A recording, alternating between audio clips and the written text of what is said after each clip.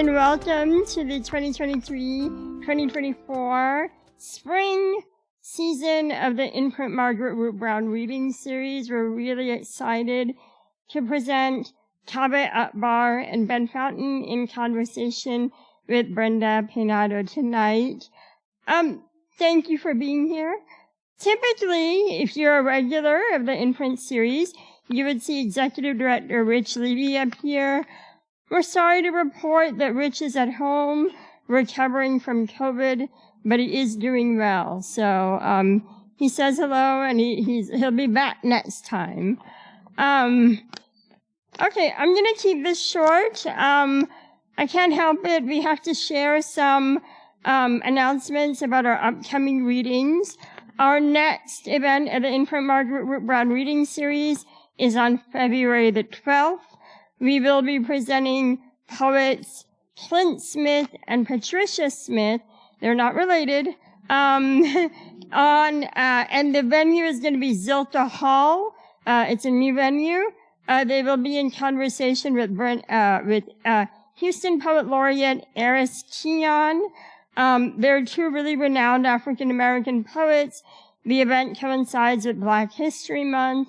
Tickets are free, so check it out. This Sunday, we present an event of the Imprint Full Brain series, which it will be free and open to the public, and it features Dan Santat and Lisa C. Their book, The Misfits, is currently number 4 on the New York Times bestseller list. Then we have a Spanish reading, part of Imprint's Escritores en la Casa series, featuring Brenda Peynado on February the 9th. So there's a lot happening. The Imprint reading series also continues with Tommy Orange in March. And then we're back here at the Alley Theater in April with Elizabeth Acevedo. All of this and so much more is on our website, imprint.org, where you can also follow us on social media, and you can get tickets and anything else you need, and you can learn more about Imprint. The Imprint Margarett Root Brown reading series, now in its 43rd season, is made possible thanks to the Brown Foundation and the National Endowment for the Arts. We are grateful to them. The series is also named in honor of one of the members of the Brown Foundation family, which we're really proud of. Imprint also receives support from Houston Endowment, the Jerry C. Deering Family Foundation, the City of Houston through the Houston Arts Alliance, the Texas Commission on the Arts. Our special thanks to WinPark and to Kaveh's publisher, Alfred A. Knopf, and Ben's publisher, Flatiron Books. Following the onstage portion of tonight's event, Ben and Kaveh will sign books in the lobby, and Brazos Bookstore is offering a 10% discount on signed copies of Martyr and The Devil Makes 3. And online as well, you can order books at brazosbookstore.com and use the discount code Imprint through Sunday. To do Rich's job, we need 2 people. So it is my sincere pleasure to introduce Mary S. Dawson, Imprint Board President, and she will welcome the writers tonight. Thank you again for being here.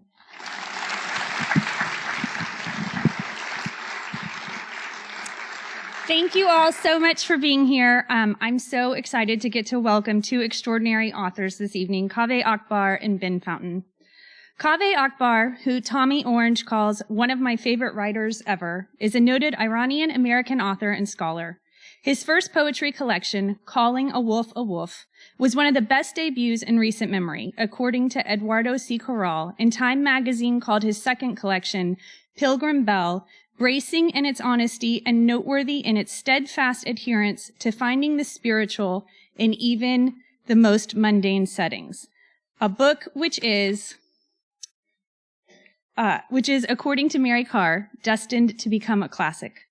Kaveh joins us to read from and talk about his debut novel, Martyr, about which Lauren Groff writes, Kaveh Akbar is a radiant soul, a poet so agile and large-hearted, it comes as no surprise that his first leap into fiction is elegant, dizzying, playful.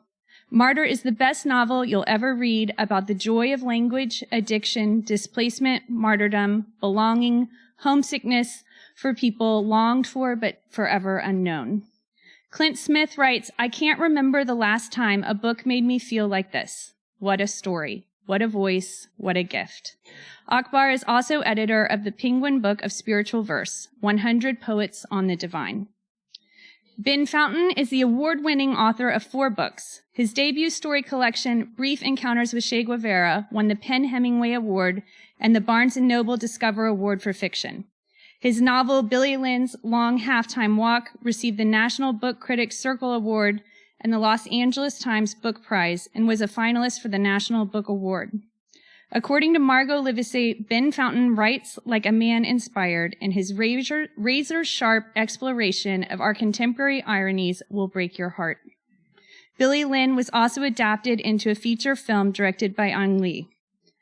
As well, Ben is a prolific nonfiction writer. His dispatches for The Guardian on the 2016 U.S. presidential election were collected in Beautiful Country, Burn Again, Democracy, Rebellion, and Revolution, which Bill Moyers called the bravest, boldest, most bracing political book of the year. Ben comes to Houston to read from his new novel, Devil Makes Three, which was longlisted for the 2024 Joyce Carol Oates Prize.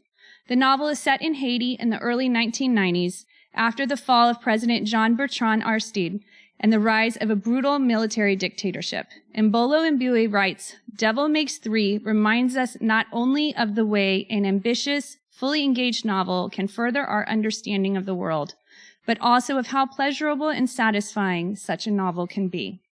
Jess Walters calls it the sort of expansive, heartbreaking, thrilling novel I didn't realize I was missing until it grabbed hold of me and wouldn't let go. This morally complex novel is why we read fiction. After Kaveh and Ben read from their books, they will join in conversation with Brenda Peynado, fiction writer and professor at the University of Houston Creative Writing Program. Brenda's genre-bending short story collection, The Rock Eaters, featuring Latina girlhood, basement ghosts, alien arrivals, angels falling from rooftops, virtual reality, and sorrows manifesting as tumorous stones, was named one of NPR and New York Public Library and Electric Literature's Best Book of 2021. We're grateful that Brenda is with us here tonight. So please help me give a crazy warm Houston welcome to these 2 brave and brilliant writers, Kaveh Akbar and Ben Fountain. And first up is Kaveh Akbar.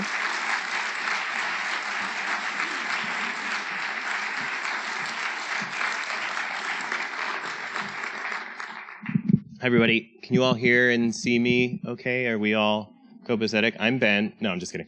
Hi, everybody. It's wonderful to be here. My name's Kaveh Akbar. I have a new book called Martyr that I've just written. It's a novel. It's my novel. I wrote it. I'm just going to read to you a little bit from it, and then I'll cede the floor to my betters. But thank you all so much for being here. We were speaking at dinner about acknowledging the opportunity cost of engaging with literature today has never been greater, right? You could all be at home learning Esperanto on your phones, or watching any any performance by any band ever on YouTube, and you're electing to be here engaging with contemporary literature, and that's pretty wonderful. So I'm sincerely grateful. It sounds like a line, but I'm not. Thank you. And thank you to Inprint for having me. What an incredible space, sincerely. And thank you to all of the people moving their hands behind the curtains to make the lights and audio and all of this stuff work. I'm just going to start reading from a chapter. You don't really need to know anything about it. This book orbits a young man named Cyrus Shams. This chapter is told from the perspective of Cyrus's roommate, sometimes lover, Z Novak, who's a Polish-Egyptian young man there in Indiana. Cyrus is an Iranian-American, recently orphaned young man. Even that you don't really need to know. I'm just going to start reading. Early spring, that's when I first thought I might love him. That time of year when, in Indiana, Each afternoon the sun came out to melt the previous night's snow. Curious buds poked their heads through the topsoil into the suspicious heat, only to be rebuked at night by sudden frosts. I was waiting tables at Green Nile, slinging weed here and there to friends. Cyrus was still answering phones at Jade Cafe, hanging out at the library, at Lucky's bar. We'd been living together for a year, not long after we'd both graduated, me a semester before him, though he'd started before me, spending our time dating whoever was in front of us, drinking a lot. This was a year before Cyrus got sober, before Gabe and AA, before I osmotically stopped drinking in solidarity to make things easier for Cyrus. Once a week, Cyrus and I would go to this guy Jude's house off the highway. Cyrus found Jude's post on Craigslist saying he needed some yard work done, that he could offer fresh groceries in exchange. Intrigued, especially at the possibility fresh groceries might be a euphemism for something more exciting, we got in touch. It turned out fresh groceries literally meant fresh groceries. Every Saturday we'd get a little high and go over to Jude's house, ostensibly to do yard work, but really to let Jude sit in his underwear in a rickety lawn chair drinking a beer and watching us pretend to do yard work. He never touched himself, never touched us either. He'd just lay there in nothing but dingy tighty-whities and sandals, watching us. The work was beside the point. Once the lawn was mowed and the hedges trimmed, he'd just have us pull nails from stacks of old boards, dig and fill big holes in the yard. It was the watching us work that did it for him, whatever it was. And in return, after our weekly hour, he'd take us to his kitchen where he had shelves and shelves of grocery items. Rice, lima beans, peaches and syrup, mostly scratched, expired, and he'd let us load up a few paper shopping bags. He said one of the few times he said anything more than which pile of logs to move, which 2x4s to paint, that he was a wholesale grocery distributor for a few of the local supermarkets, that he'd sometime manage to bring stuff like this home. Cyrus called our Saturday visits to Jude grocery shopping. Like volunteering in a co-op, he'd said once on our way to Jude's house. Except sexier, I added. Oh my God, said Cyrus, yeah. Are we doing sex work? Is this sex work? Are we selling our bodies? Angela Davis would say we're all selling our bodies, I said, smiling. That the only difference between a coal miner and a prostitute is our retrograde Puritan values about sex. Cyrus rolled his eyes, asked, and what would Z Novak say? I laughed. Z Novak says free groceries are free groceries. So every Saturday we went, worked under Jude's creepy but ultimately unthreatening watch. He was a shrimpy guy, not too much older than us, but already balding, wispy blonde hair over a perpetual wince, the sort of crestfallen man who looked like he'd been getting short-shrifted for a lifetime and had given up complaining about it. All sinew and pale white, it seemed like this hour of watching us work in the sun might be the only time all week he spent outdoors. This particular Saturday, we arrived a little later than we normally did. Cyrus had traded some of his scripts for a fentanyl patch and spent the previous evening like a chemist, dissolving the patch in alcohol, then evaporating the alcohol over an old glass chessboard. 64 tidy doses, he beamed, holding up the chessboard once his tincture finished drying. He took such pride in being good at drugs. I could take them or leave them. My mom was always fucked up on some combination of prescriptions and Ayurvedic snake oil, benzos, and traditional Egyptian remedies based on the Book of Thoth. You know they could diagnose and treat diabetes, she'd say of our ancient Egyptian ancestors. So can we, I'd think, but not say. Still, Cyrus's enthusiasms were infectious, so we each licked 2 chessboard fentanyl squares and drove over to Jude's. The feeling started floaty, like I was hovering an inch above the passenger seat of Cyrus's car, which was itself hovering an inch off the road. Then it was like wind lifting us up, like wind lifting off a leaf, like the wind saying its own name. That uncanny and light.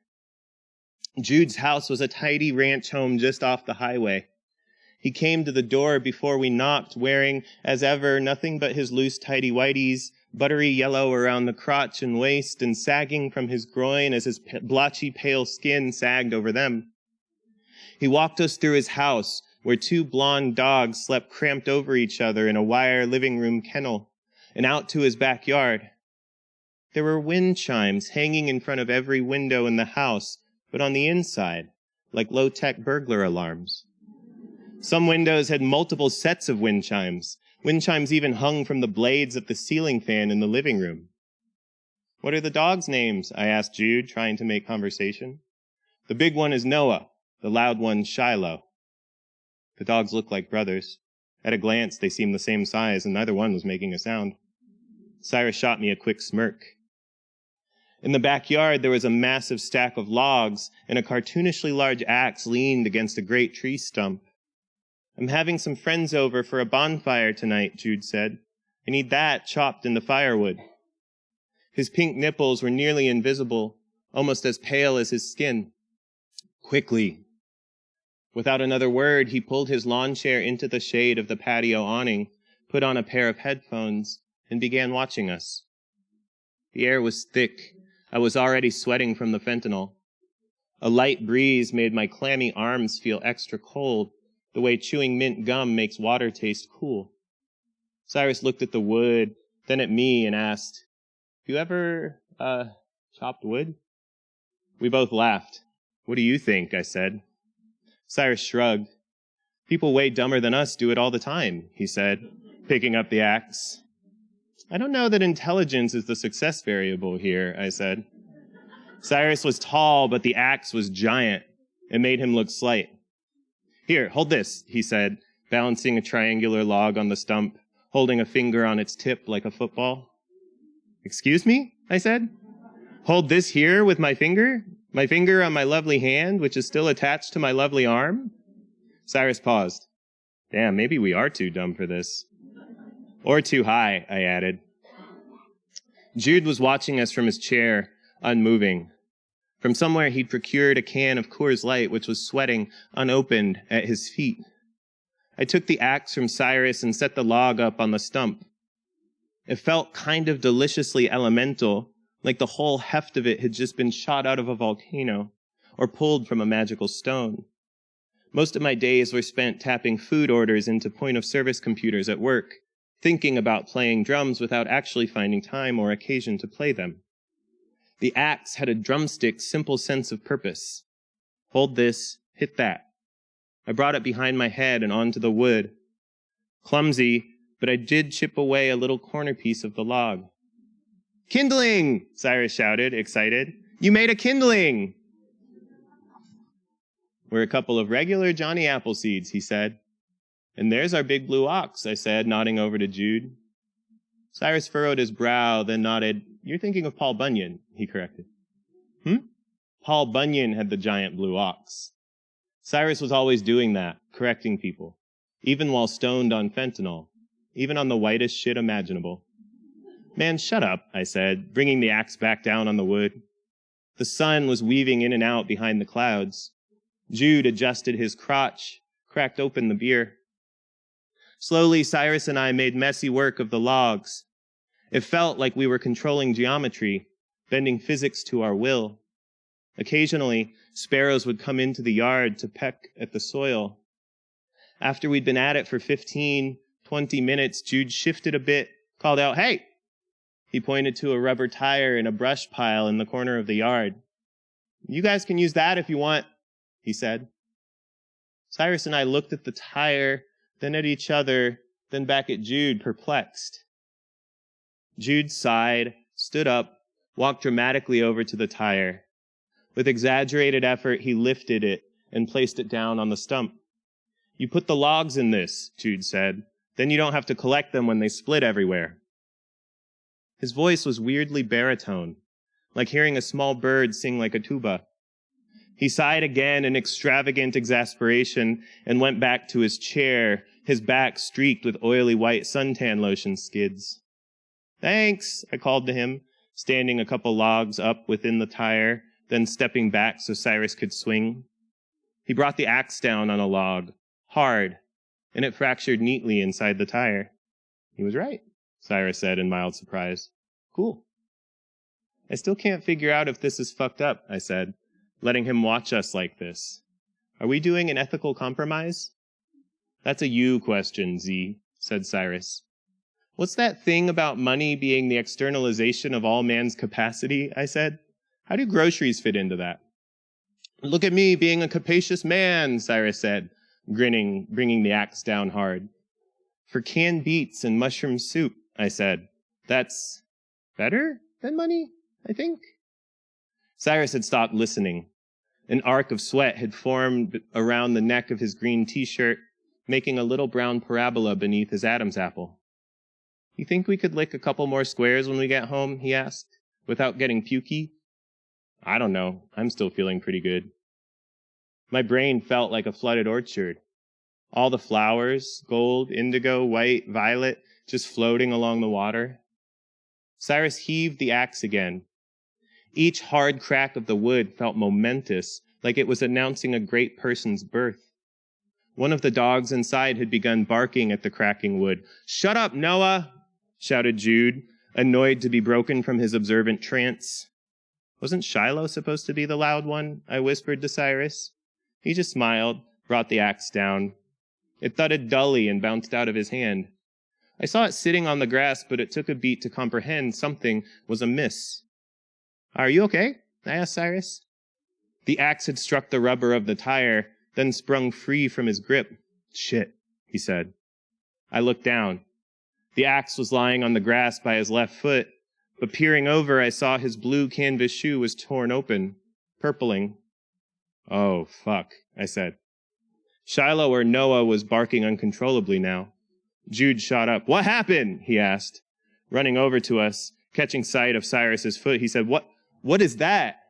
Fuck, said Cyrus. It's blood, Jude, I snapped. Can we use your bathtub? Cyrus had gone pale.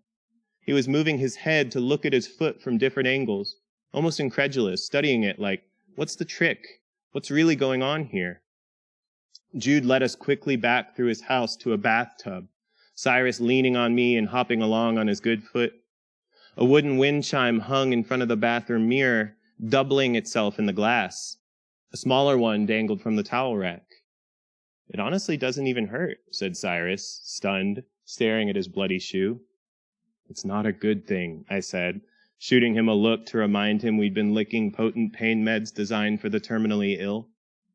Shit, Jude said, who in his ludicrous underwear looked like a boiled chicken. Cyrus said, I should take my shoe off? Asking it like a question. It's probably going to look worse than it is, said Jude to himself, more wish than assessment of observable reality. Cyrus sat down on the toilet lid and held his feet over the bathtub. He looked some combination of stunned and high. So was I, to be honest. The flooded orchard in my head was a roiling ocean now, the flowers all lost under the fuzz of sea foam. Jude was pacing the bathroom and hallway, staring down at the little carpet trail of blood and muck we'd brought in, shaking his head. I helped Cyrus take his shoe off, a ratty blue canvas Van sneaker that was torn open just below the toe, wet with a purple-black throb of blood. I slid it off gingerly. Cyrus winced, and there's no other way to say it. I poured it out. I was shocked at how much blood there was, how much hadn't been absorbed by Cyrus's sock and the shoe itself. It seemed to violate some physics principle, how the shoe could have held that much blood plus a whole foot. Jude gagged theatrically behind us. Cyrus smiled a little. Okay, that did hurt, he said, inhaling through his clenched teeth as I pulled off his wet black sock. Somehow, he was still grinning. Do you need gloves? Gloves? I have some gloves somewhere, Jude said, recovering from his gags, disappearing into the hallway, eager to have landed upon an excuse to leave. A dog was barking. I turned on the bathtub faucet. From the hallway, Jude screamed, Noah, shut the fuck up! You know, in Islam, Noah's this totally messed up prophet, Cyrus said, eerily nonplussed. His neighbors ignore him when he tries to convert them, so Noah asks God to drown them. I gently pulled his foot under the stream of water, which turned pink-red as it went down the drain. I could finally see the gash, not much bigger than a quarter, but it seemed deep. "I think we might need to go to the hospital, Cyrus," I said. He wasn't paying attention. "The whole thing is nuts," Cyrus said. "I think Noah was like Methuselah's grandson, just asking God to kill basically all of mankind. And then he lives to be 1,000 years old." "Cyrus," I said. Jude emerged in the doorway with a pair of flowery garden gloves crusted with dirt. "Are these," he paused, realizing the answer to his question before he asked it, "anything?" The hole in Cyrus's foot was weirdly round to have come from an axe. I said so, then added, "I guess I don't know what an axe wound is supposed to look like." "Do you really think we need to go to the hospital?" Cyrus said. "It looks like the blood is maybe slowing down." He was right. The hue of the water circling the drain now was more of a soft pink, like the frayed edges of a sunset.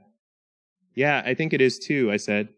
Then to Jude, "Do you have any gauze or bandages?" Jude disappeared swiftly again. The wind chimes hanging in front of the bathroom mirror rattled with the wind of his exit. "Do you want to go to the hospital?" I asked Cyrus. "It's up to you." "Not unless I'm going to, die if I don't," he said, then added, "though it would be hilarious to hear you try to explain our foray into lumberjackery." I laughed a little. We probably should have gone to the hospital. For weeks, maybe months after this, Cyrus walked with a little limp. The wound never really healed, just kind of plumbed and flared over into a dull ache that, according to Cyrus, never fully went away, though he hardly ever mentioned it. In that moment, though, sitting in the weirdness of the situation in ridiculous Jude's ridiculous bathroom, I just laughed and turned the water off. The gash was pink, turning slowly to red, but not gushing anymore. My ears were ringing with the sound of a gong not struck for years. Jude emerged with an unopened roll of paper towel under his arm and, in his hand, a circle of gray matte duct tape and a tube of Neosporin. "Really?" I said at Jude's assortment of first aid. Cyrus giggled. Jude was still wearing nothing but his underwear, hadn't used the excuse of his exit to throw on some basketball shorts or a t-shirt, anything more befitting the urgency of the situation. "I'm not a fucking nurse," he snarled, "and I need you two to leave. People are coming over in a couple hours, and now I need to clean all this mess," he said, gesturing toward the blood-stained carpet. "I don't care if you go home or go to the hospital, but I need you gone." He handed me the paper towel, and I ripped it out of the plastic packaging, used it to pat Cyrus's foot dry. "Do you have any coconut juice?" Cyrus asked Jude. Then, to me, "That's a thing, right? Coconut juice is the same thing as blood, or blood plasma when you drink it?" I shrugged. Jude said, "I'm not a Trader Joe's either. I might have some dried coconut for baking, maybe." "That should work too," I said, based on nothing, mostly wanting Jude to leave us alone, which he did. I filled Cyrus's gash with Neosporin, then wrapped his foot in the paper towel, gingerly, though he didn't seem to be in any great pain. "Now we definitely get to lick more squares when we get home," Cyrus said, grinning.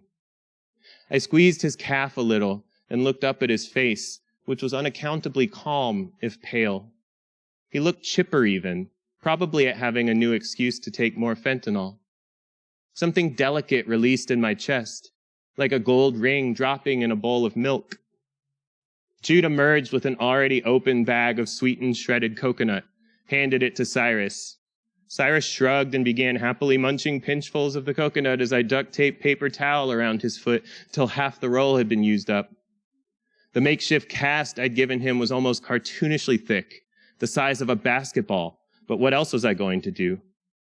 Jude was still standing in the bathroom doorway, occasionally looking over his shoulder to shoot death stares at his dogs. "We've probably earned some extra grocery bags this week, no?" Cyrus said to Jude, smiling. I looked at Cyrus, then, following his lead, said, "Oh yeah, and probably some cash for new shoes, too, and real bandages and gauze." Jude stared at Cyrus, then back at me. It was impossible to feel intimidated by him, standing there as he was in his sallow underwear. Still, he was trying with all his might to summon some long-forfeited sense of menace. "How much to get you guys to leave and never come back?" he whispered, deliberately, trying to make each individual word sound like a threat. "I think probably $100, Cyrus answered quickly. "At least," I added. "Yeah," Cyrus went on, "maybe even like $150. I'm going to need new shoes for sure." Jude hissed. I remember that so clearly. He audibly hissed as he left the bathroom. "You know," he shouted from down the hallway, "this is going to cost me too. Your carelessness. I'm going to have to buy cleaning stuff for my floors. My dogs are freaking out." The dogs were silent. I shot Cyrus a stifled giggle, which he returned. Jude came back with a pile of crumpled money, not stacked in any way. It was mostly 5s and 1s. "This is $120, Jude said. "Leave." "I want that wind chime, too," said Cyrus. "What?" asked Jude. I looked at Cyrus, whose face was suddenly dead serious. "That one," Cyrus said, pointing at the big chime over the bathroom mirror, a half-dozen wooden tubes cut at different lengths suspended from a carved cardinal the size of an apple. Jude squinted at Cyrus, staring him down for a beat, 2. Cyrus maintained eye contact while slowly squeezing a little pinch of shredded coconut into his mouth, chewing it. Wordlessly, Jude reached up to the mirror and took the wind chimes down from their hook, looking over his shoulder as he did it, as if to avoid seeing his own face. The chimes sounded in his hands, their delicate, plunky clinks an odd sonic consequence of Jude's furiously thrusting them towards Cyrus. "Now leave," Jude said. Cyrus laughed, took them into his hands, and actually said, "Incredible," out loud before hobbling up onto one foot. I grabbed the pile of cash and helped Cyrus hop to the front door. Shiloh and Noah were standing in attention within their kennel, looking like carbon copies of each other. Each time Cyrus hopped forward, the chimes jingled a little, and at each jingle, the dogs perked their ears again and again as Cyrus bounded, grinning out the door. That night, we bought a bunch of liquor with the cash and invited some friends over to our apartment. Each time someone arrived and asked about Cyrus's foot, which he'd left embalmed in my paper towel and duct tape cast, he proudly retold the story. Each time the story repeated, it got a little creepier. Jude's underwear eventually became a thong. In addition to the wind chimes, he'd had raw bacon taped to the walls. The 2 kenneled dogs became ferocious mastiffs trying to eat our faces off. I always kind of admired Cyrus's imaginative retellings, like he was trying to workshop in real time how he'd eventually rewrite the story. I loved his enthusiasms, his haplessness. "Wait, what was the coconut for again?" asked our friend Zane, cracking up. "So the dude never even put on a pair of sweats?" asked Ellen. "You should bring him some coconut juice when you go back next week," snickered sad James. Everyone licked the chessboard, laughed, chimed the wind chimes, which I'd hung from a corner of our living room record player. We all drank, passed around bowls of this and that, sang, laughed some more. At some point, I made my way back to my bedroom to pass out while the room was singing along to an Of Montreal track, the vocals cheerily pleading, "Come on, chemicals, come on, chemicals." When I woke up the next morning, I walked out into the living room to find it emptied of everyone save Cyrus, who was passed out, half snoring, still sitting up on the couch with his bad foot balanced on the coffee table like a trophy. The outer layer of his paper towel cast was dirty now, ashy gray visible through the duct tape. Near the toe, a wet red circle, small as a cherry, was just starting to peek through.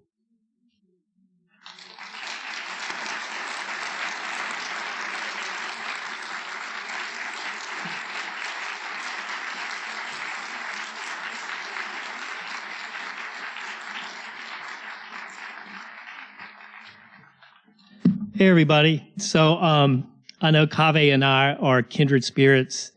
We just met this evening and had dinner together. But, I mean, he read a chapter about yard work. And the first short story I ever wrote is titled Lawnmower Blues. And it's about yard work. So, Kaveh, we have a lot to talk about. It is a real pleasure to be here presenting at Imprint.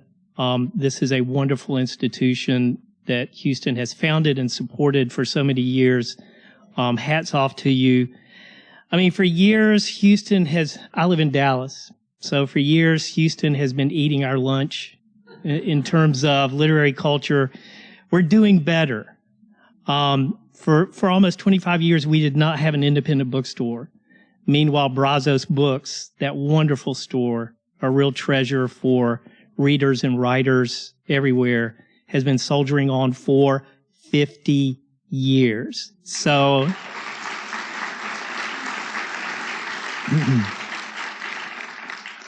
it's really an extraordinary place. Houston is a wonderful city for book people, and Dallas is not doing so bad lately, but come to Dallas, I'll show you around. But anyway, it's a real pleasure to be here, and I do appreciate Rich Levy and Imprint having me. So Devil Makes Three is a novel that takes place in Haiti. And I started going to Haiti in 1991 out of a sense that things were happening there I needed to try to understand, things having to do with history, power, politics, race, capitalism, all these huge structures and forces that determine so much of our lives. I felt like all of those things were constantly coming to a boil in Haiti, and they were being laid bare in this very direct and brutal way. And I can't give any more rational explanation than that as to why I started going. But that first trip to Haiti in 1991, led me to believe that this feeling I'm having about Haiti, there might be something to it. And so I continued to go and kept going at least 2 or 3 times a year for the next 25 years. And I wrote one failed novel about Haiti in the 1990s. And about 20 years later, decided maybe I had the writing chops to try another novel about Haiti.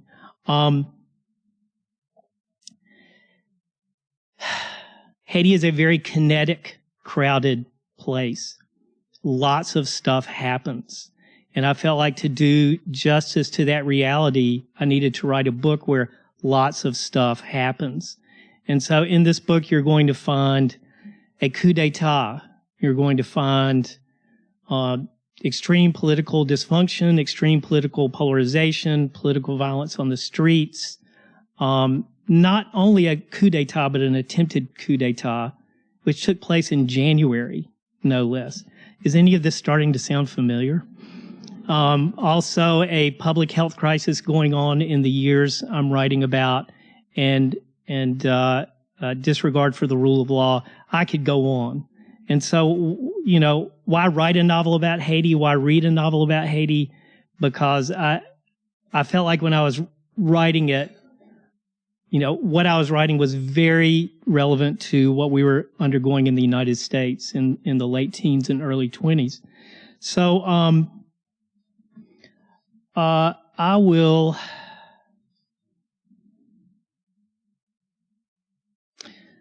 Three main characters in this book. The first is Matt Amaker. He's an expat American. He's in his late 20s. He's been a scuba bum for most of his adult life, but he has come to Haiti to start a scuba dive business with a Haitian partner named Alex. And when the coup d'etat happens and the tourists stop coming and there's an international embargo, he and Alex have to figure out, well, how are we going to make money? And so Matt has treasure hunted. One of his scuba diving gigs off the coast of Florida for a while was working on a boat called the I Can Dig It. And he was working for a mom and pop operation. And so that's where he learned his treasure hunting.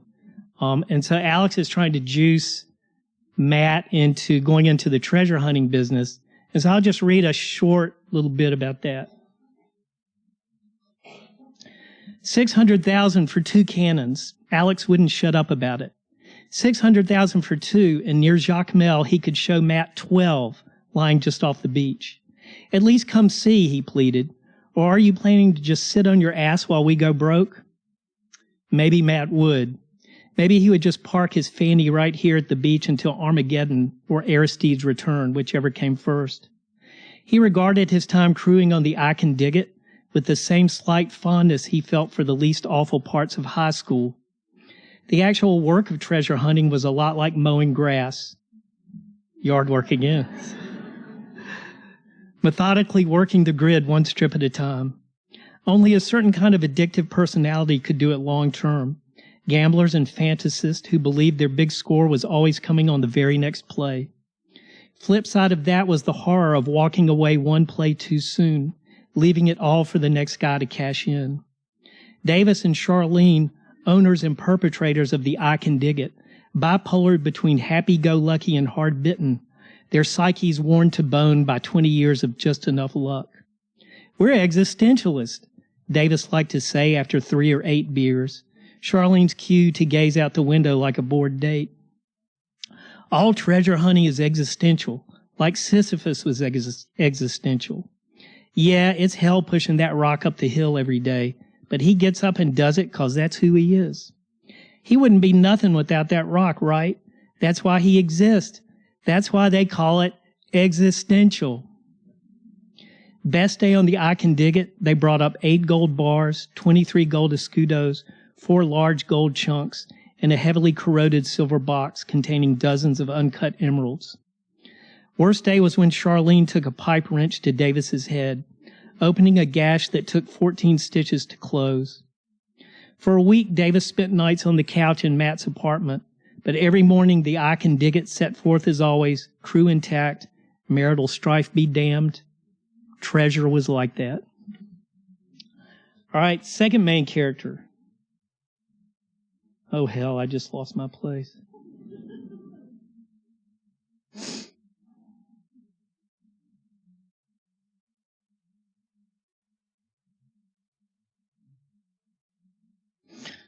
Oh, well.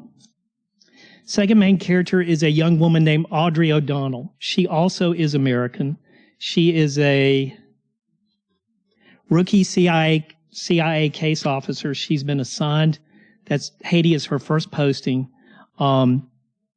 She is very much a true believer in the American mission of democracy, free markets, capitalism, and the New World Order, which was all the rage in the early 1990s, the period I'm writing about. So she comes to Haiti with great plans, great intentions, and quickly finds herself involved in operations filled with moral hazard, which is what the CIA does. And so she's wrestling with these things all through the book. And she understands, the moral hazard of these things she's doing. And she's really questioning what's going on here.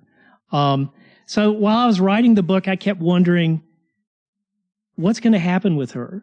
Is she going to keep breaking bad, or is she going to break good? Because I really didn't know. And I'm not going to tell you. You'll have to read the book. But I'm going to read a little bit about Audrey.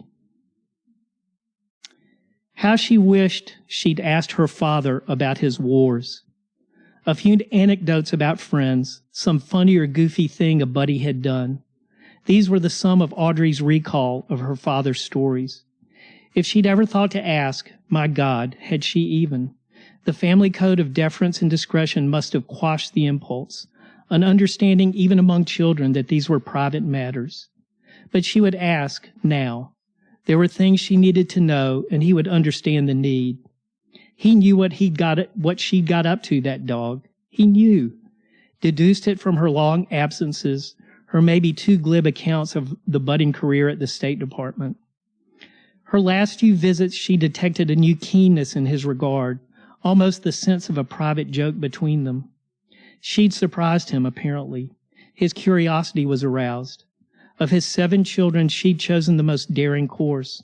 And wouldn't he appreciate more than anyone the physical risks and moral hazards of pursuing a conflict profession, not to mention the wear and tear on self-respect of working in a giant bureaucracy.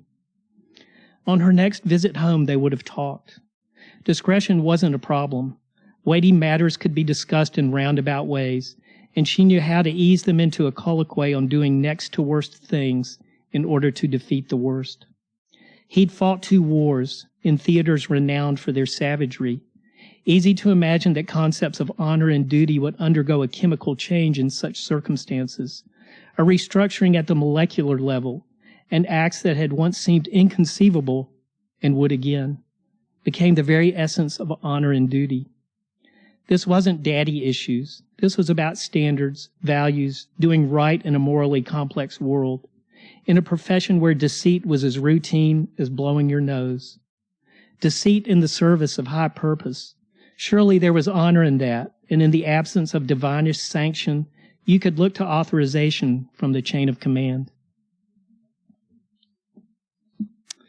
The third main character is a Haitian-American woman named Misha Variel, and she is the younger sister of Matt Amaker's business partner. Misha is a book nerd. She's a scholar. I love her.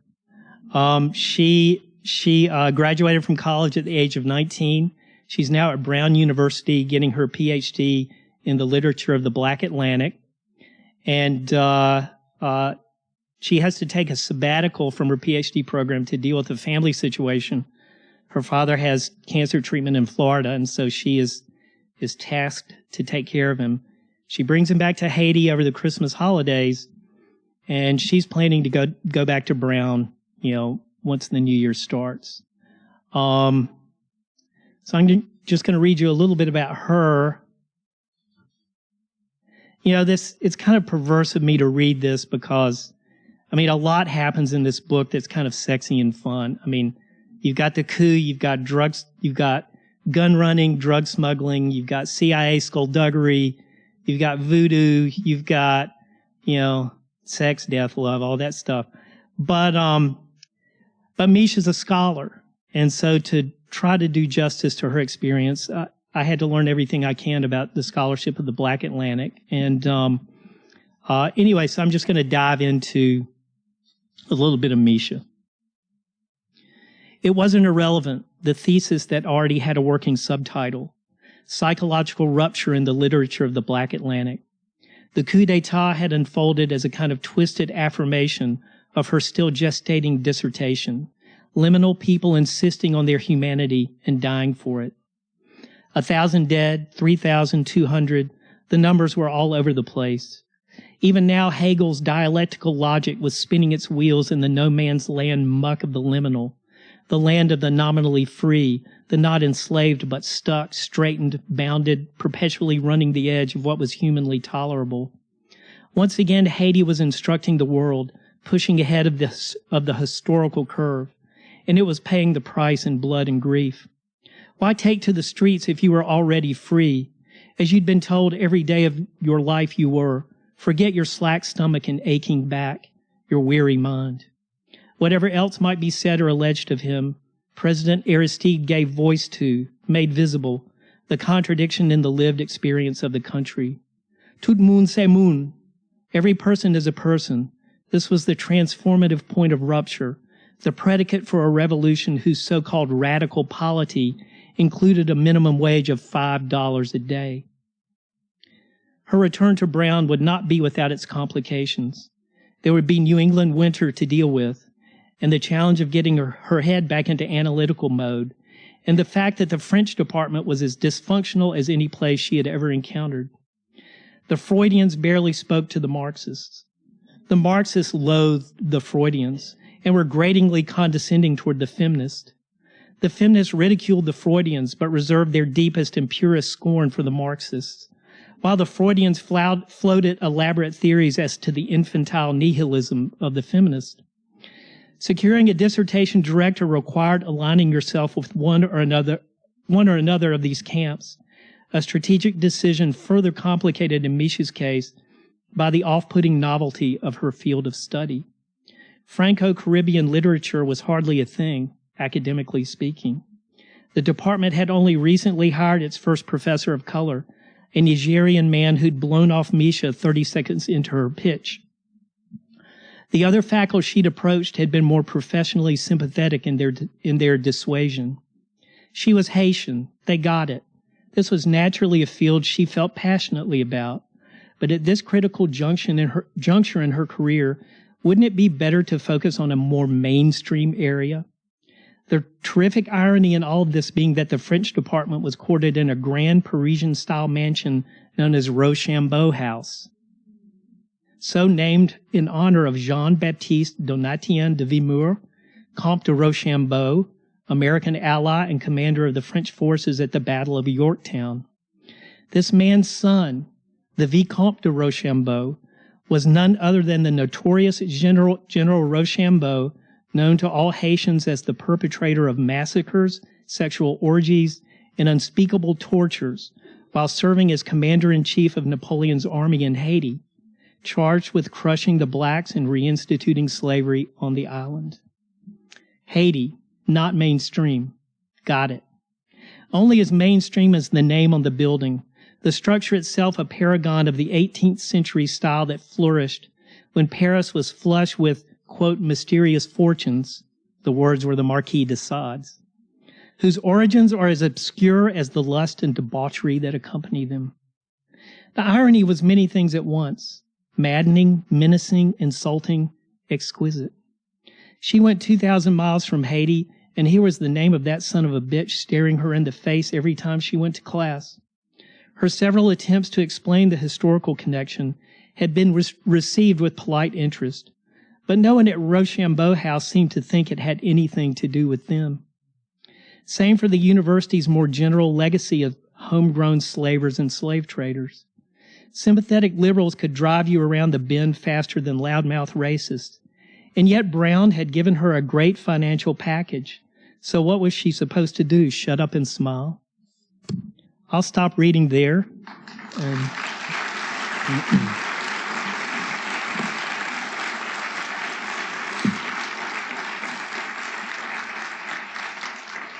Are you guys still back there?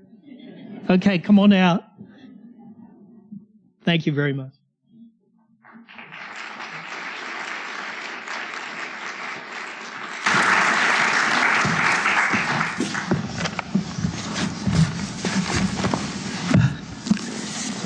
Thank you. Oh yeah, I had to lend Ben my book. It is an absolute pleasure to be here with both of you. I've been a fan with. Oh, hold on. Oh, hello.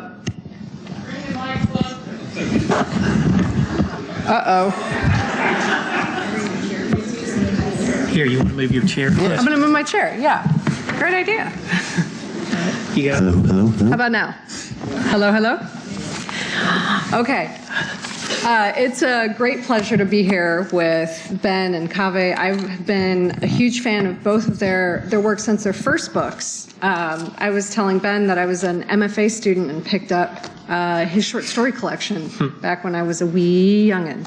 And Kaveh's first poetry book was one of the first that my husband gave me. Well, he wasn't my husband then, he was somebody else's husband, but neither here nor there. I do have a question about That book's love. always causing trouble. See, it's already getting good. I know. So before we talk about your books, let's just talk about life for a hot moment. Since I knew both of you first, not as novelists, but as a poet and as a short story writer, and it turns out you had a whole nother life before that. I'm interested in how you all made your way to this absurd profession of novel writing. No, You go ahead. you mentioned Rochambeau. I'm ready to. No, thank you for that. We've spent a lot of time together, transitively. Yeah, I have lived a lot of lives in my relatively young life. I've driven forklifts for Subaru. I've taught K-12. I've worked every sort of front of house, back of house job, and at food service, retail. But what has persisted through all of those was the idea that I was a poet. I had a seminal high school English teacher, like I imagine a lot of writers do. A lot of people in the audience probably did.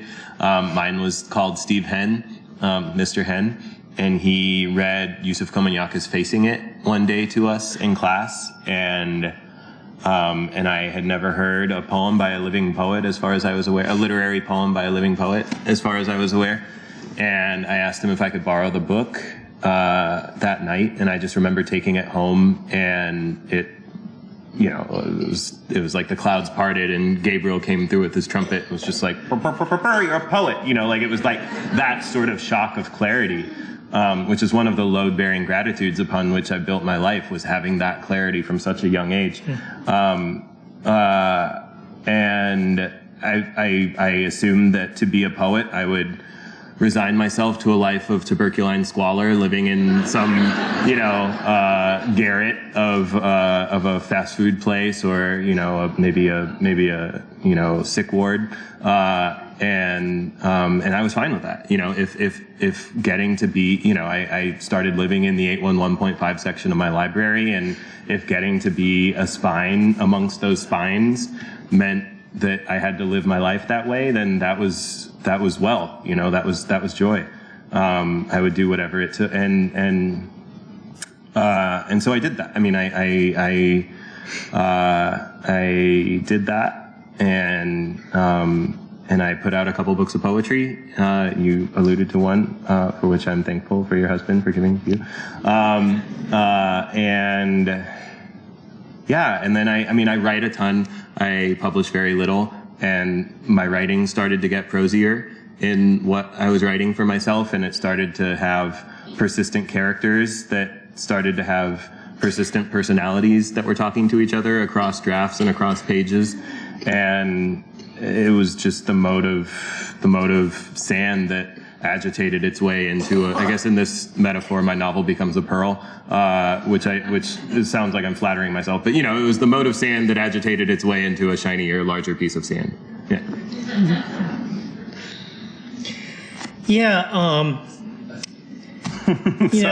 At the age of 14 or 15, I came across this story by Hemingway called Big Two-Hearted River.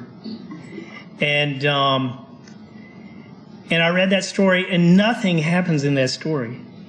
All right, a guy named Nick Adams, he takes the train into, is it the Michigan wilderness or the Idaho wilderness? Yeah, Michigan. And he gets off the train, he hikes farther into the wilderness, he gets to the river, sets up his camp, fixes dinner, eats dinner, goes to sleep, gets up the next day, finds bait, and goes fishing. And I got to the end of that story, and until that point, I was like most 14 or 15-year-old boys. I was stumbling through my life with all the clarity of a half-bright dog. I think I was just kind of like, just bouncing from one thing to another but you mentioned clarity. And I finished that story and I looked up, and it was as if the world had snapped into focus. And in a way I couldn't explain, especially because nothing really happens in that story, and yet everything seemed to happen in that story. I didn't understand it, but it had done something to me. And so, I charged off and read everything by Hemingway I could get my hands on. And I'll say he and our relationship has had its ups and downs over the year, but that was a signal moment for me. And I suppose it occurred to me at some point, if you could get this much pleasure, and you mentioned this word as well, from reading work like this, how much more pleasure might you get from doing it yourself? Yeah. But the key word is pleasure. Yeah. I mean, Ezra Pound said art should be a thing of joy. The making of it should be a thing of joy. It might well be other things as well. And the reading of it, the study of it should be a thing of joy. And that has been borne out over the years. I mean, I took this detour into law school and practiced law for 5 years and found myself bouncing from Dallas down to Houston a lot. This was the late 80s, when real estate crashed, oil and gas crashed, and the savings and loan industry as we know it disappeared. So at the end of all that, I was turning 30, and I decided if I'm ever going to write, I need to go ahead and try to do this. And I felt like at that point I would never have any peace in myself unless I made a serious attempt to do this kind of work. So, you know, my wife made partner at her law firm on a Friday. I gave my notice on a Monday. and the funny thing is, like, for the next 2 weeks, there was this parade of lawyers into my office. They would come in, they'd shut the door, and they'd say, I want to do what you're doing. You know, but for whatever reason, they couldn't or wouldn't. But anyway, so, you know, I quit cold turkey and started to try to figure out how to write. Oh.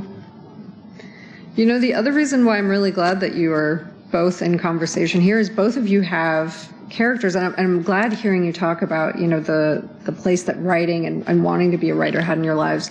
You both have characters in your books that are poets or literary theorists that are very much engaged in this conversation back and forth between the story that you're telling and books, philosophers, poets. And I'm just wondering, not many books sort of announce that they're in a conversation with other books in this way.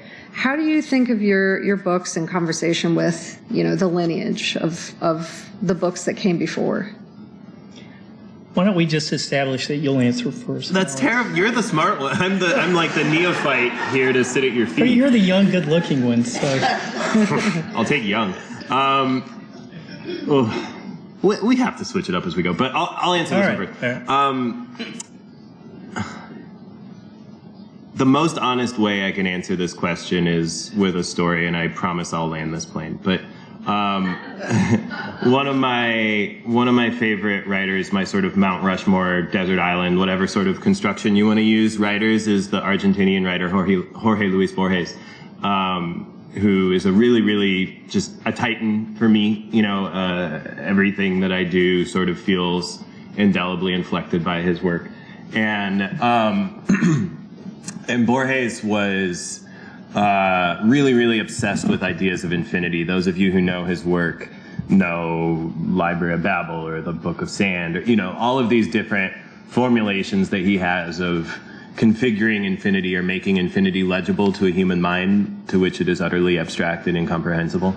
And one of his favorite figurations of infinity was imagining the Sahara Desert, imagining the grains of sand in the Sahara Desert relative to the size of the desert, and you can sort of begin to imagine something like an approximation of infinity, though it is infinitely smaller than infinity in reality. But it is as close as the human mind can really come to apprehending the nature of infinity. He was also a little bit of an Orientalist, so using the Sahara was kind of on brand for him, but I think I specifically am allowed to forgive him for that. But I think that's how it works.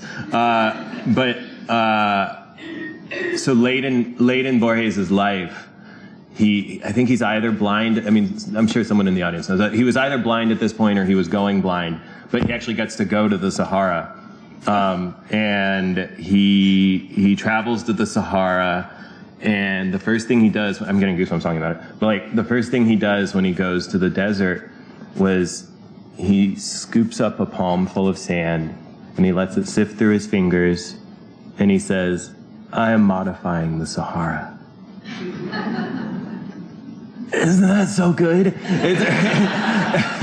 And it's like, my kingdom for something 1,000th that crystalline, but just that the sublimity of that utterance, the notion that your being here gets to modify the Sahara for someone else. You know, no matter what your theological loadout is, we're either here for an infinitely small interval between two eternities in which something happens, or here for an infinitely small interval between two eternities in which nothing happens, right? Those are the options. I guess if you believe in like literal human reincarnation, I guess that's a third option. But for the vast majority of humanity, the two options are an eternity of nothingness or an eternity of somethingness on either side. And either way, that means that we're here in this infinitely small interval in between, right? And the idea that we can use that interval to modify the Sahara as much as like letting a palmful of sand drift through your fingers. That is how every piece of literature has ever modified my Sahara, right? Like the first time I read The Bluest Eye, Piccolo Breedlove, you know, formed new archipelagos in my Sahara, right? Like that was massive for me, right? Whereas, you know, the book about pirates and measuring volumes that I read to my niece over FaceTime 26 times a month is maybe only moving a couple grains of sand from here to there, but it's all indelibly inflecting the algorithms of my thinking, right? It is all in there in the same way that the croissant that I ate for breakfast 2 days ago is in here somewhere doing something. You know what I mean? Like it's mitochondrial. It's the lipids in me somewhere, right? I can't point to it, but it's in there, right? And so I say this all to say that to try to author a text that feels authentically human, that feels like in any way metonymic with my own process of cognition or my own process of unprecedented consciousness on the planet Earth, right? It has to acknowledge those myriad debts, whether they're to Sonic Youth or Ferdowsi or to Hopkins or to Dickinson or to, you know, whatever. Does this make sense? Mm-hmm.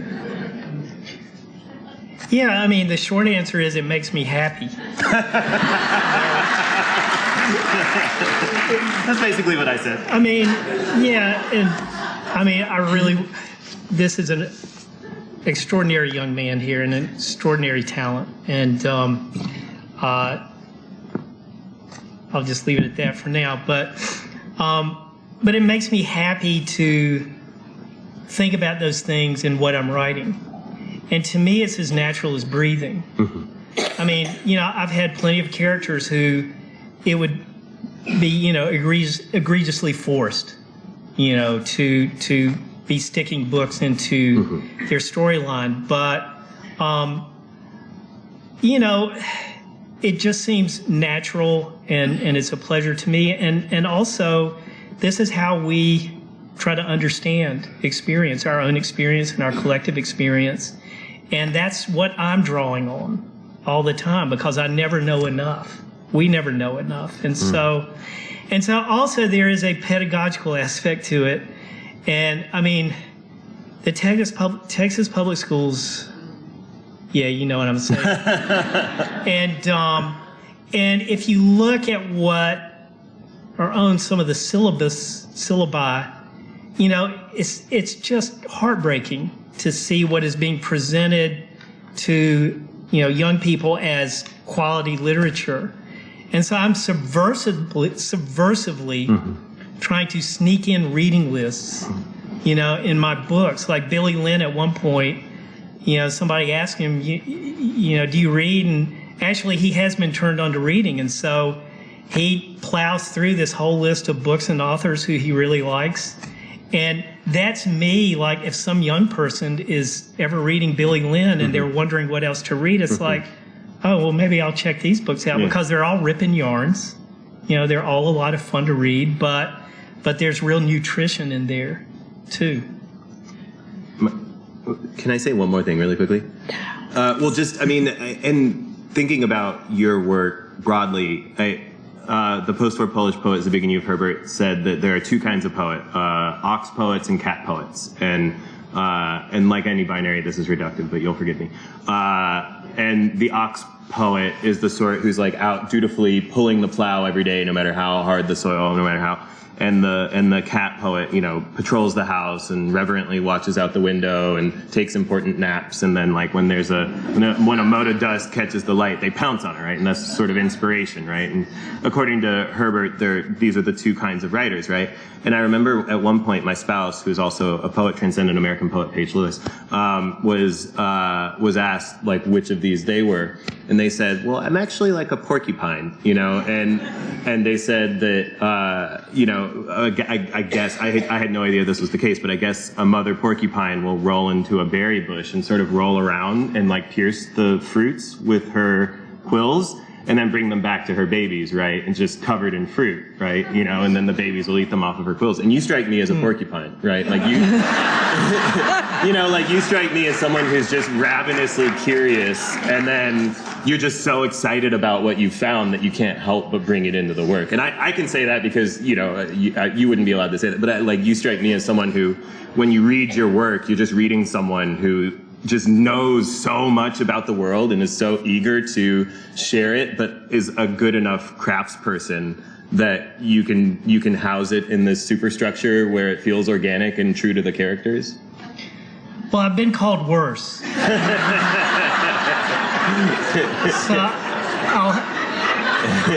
I'll happily take that, especially with the context you put it in. So thank you. Yeah, you're in good company. It's you and Paige. So another way in which you're very good company is I was reading both of these books at the same time and kind of, reading a chapter and then moving to one, reading a chapter and moving back and forth. So to a certain extent, they were in conversation as I was reading them. And there was even a quote that I had to ask at dinner. I was like, which book was it in? And the quote was, an economy is, Nations as armed marketplaces. Yes. A nation is an armed marketplace, or nations are armed marketplaces. And I truly couldn't tell which book that came from, because it seemed like both of your books were in conversation with this idea of the Imperial American force through various histories. And yours isn't set in America, but America is always, in The Devil Makes Three, America is always in the background as, a big force player in what's going on.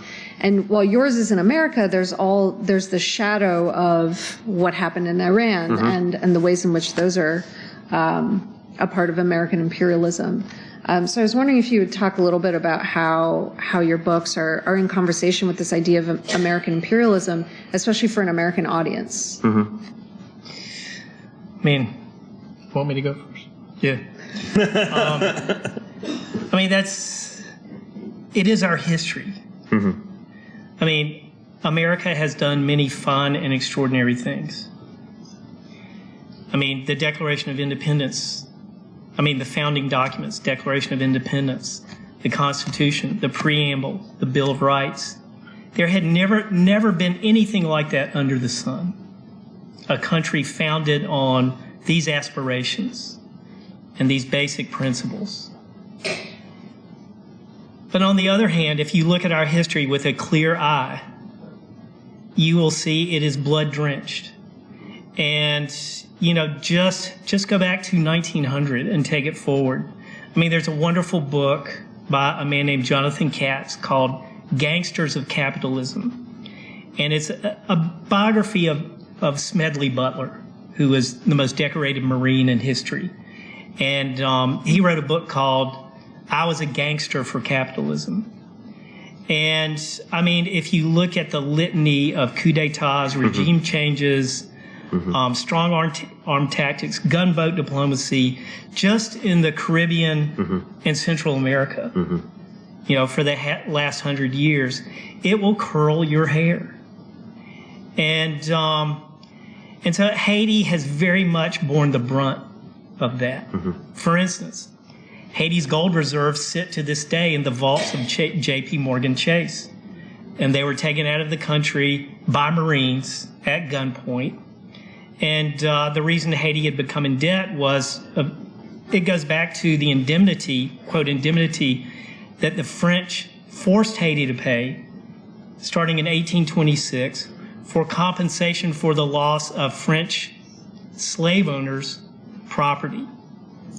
And Haiti agreed to this deal at the literal point of a gun. And so, things are the way they are for reasons. And good, solid, findable, explorable historical reasons. And so in undertaking to write this book, you can't write a polemic. Actually, you sort of can. But you have to sneak it in. But you can't slap these huge themes and messages on top of the book. That is the death of the book. What you hope is that your instincts and intuition and whatever learning you have will lead you to characters where these kinds of things are going to play out inherently in their story and within their character. And so if you just write this person properly, all that big, heavy stuff will be there. You don't even have to strain for it. You just write the person correctly, and all that will be there. And so this is very much what's going on in Devil Makes Three, hopefully in an artful way.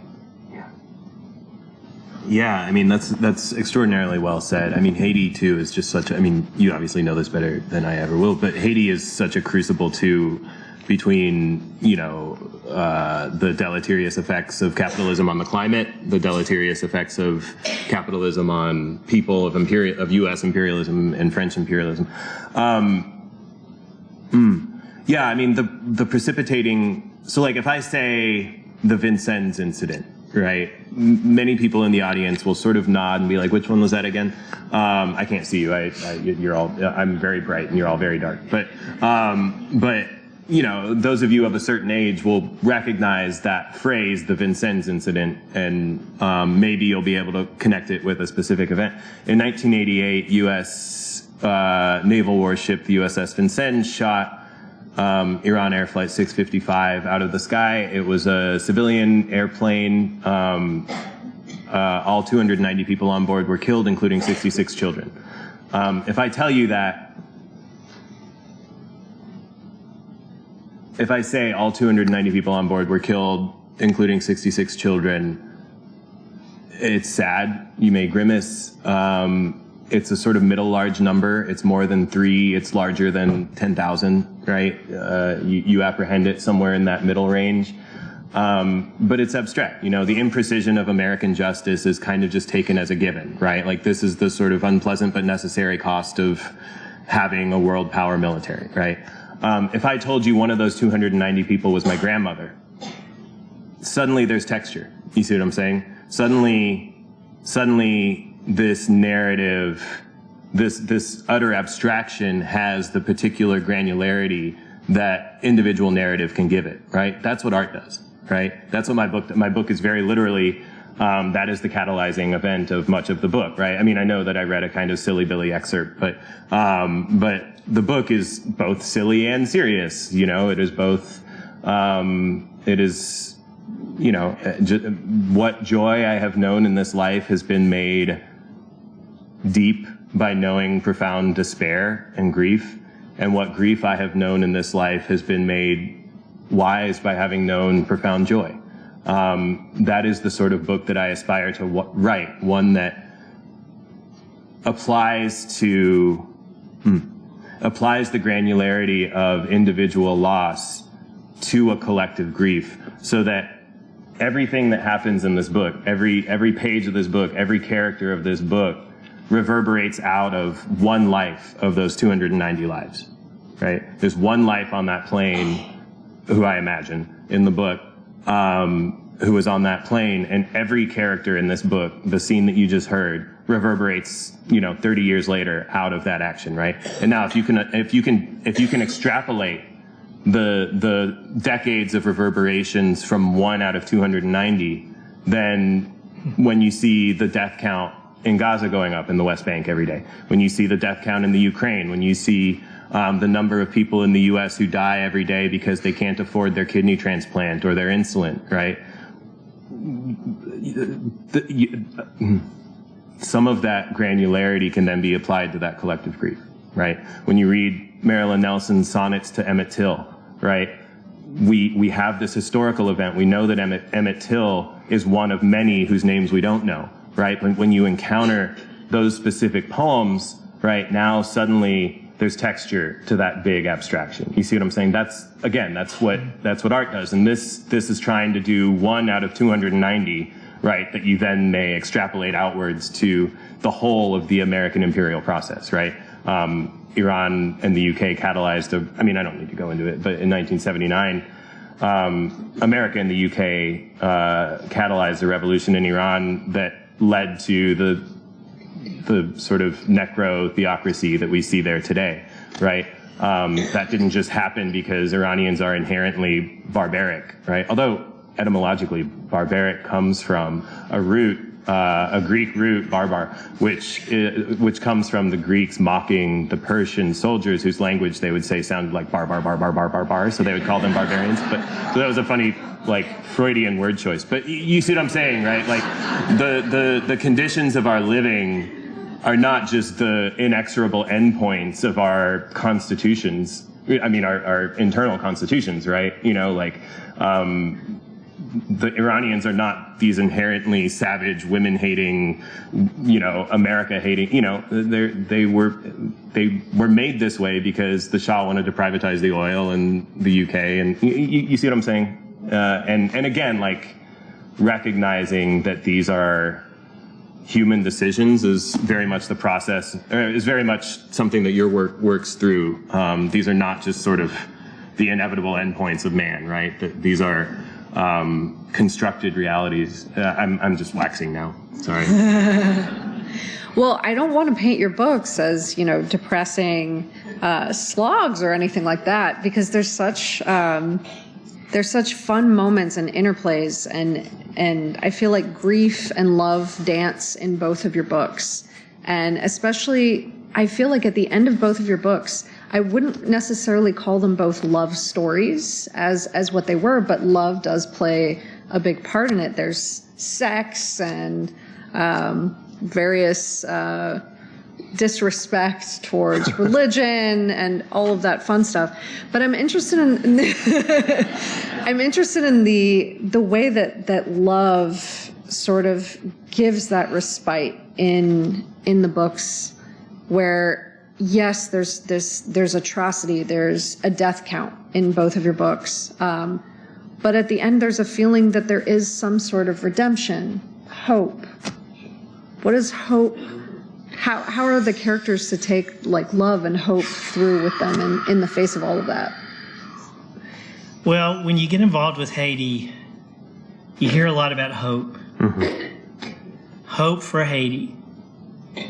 And you hear a lot about resilience. Mm-hmm. People get tired of being resilient. Mm-hmm. And hope, it's, I've decided hope isn't really hope. Like, hope is an action, not an emotion. And hope exists in the action, in the act of doing something amelioratory or constructive that will ease pain. And so, okay, when you're in the middle of a crisis, a long-term crisis, like we went through with COVID, like Haitians went through in the coup years from 1991 to 1994, when things are very tough, what's going to sustain you in a way that you might come out on the other end more or less intact? And, is YouTube going to do it? Is TikTok going to do it for you? Is, all this nonsense that we spend so much of our time doing. And I think, love. You look to the people closest to you who will also often be, the people you're most irritated by. Mm-hmm. That's just human nature. But if we can, be conscious and get ourselves past, these daily irritations. And so part of the, hopefully, texture of this book is, it is the story of a family. In a way, the Variels, and Matt is like an adopted son. And family is one of the hardest things in life to figure out. If you can have peace in your family, you have gone a long way toward finding happiness and peace in yourself. But man, it's hard. You would think it would be the easiest thing, but when you're in a situation like this where society is so dysfunctional and destructive, if our better angels are working for us and with us, we are going to try extra hard to love the people around us. And I didn't know this when I was writing it. I didn't know it until just now. But I think that's that's part of this book. Is this family like trying to find their way toward, loving one another and being together in this constructive, nourishing way. That's beautiful. I can't improve upon that.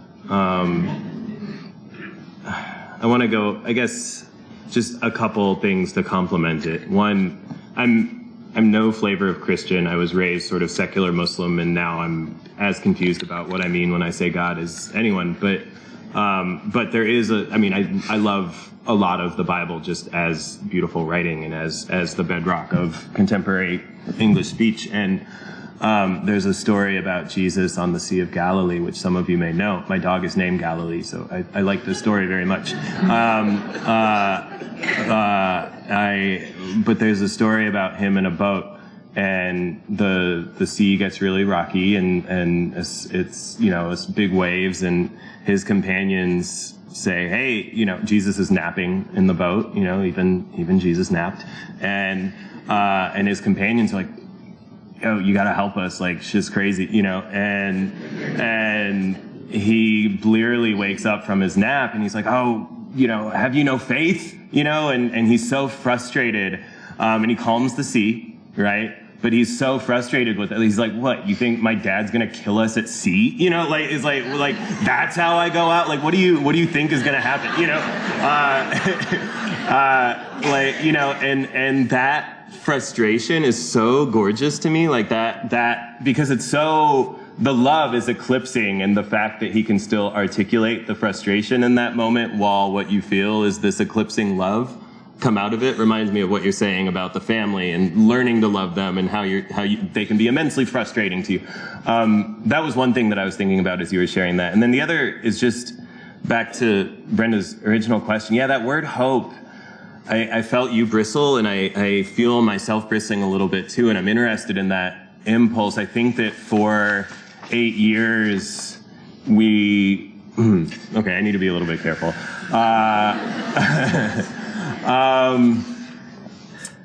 I think hope can be used as a cudgel to suppress real critique.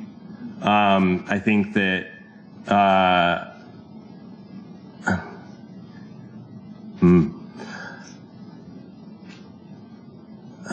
I think that an engine that runs on hope within empire will sputter. I think that if you are hopeful about the future at every turn, every day you're going to look at the news and you'll see, another hospital bombed in Gaza, or you're going to see another infringement upon women's bodily autonomy here, or another censorial school district or censorious school district, right? I mean, there will be impediments to hope along every step of the way, and this is why so many people get discouraged, and this is why so many people burn out. Whereas, and stick with me here, there is a way in which I think we are taught that rage is a kind of deficiency of the spirit, that with sufficient spiritual training, you will never sit for long in rage. But I think that there is a kind of rage that emerges from a surfeit of love. I think that an ability to perceive the interiority of the harmed can reasonably lead to rage, right?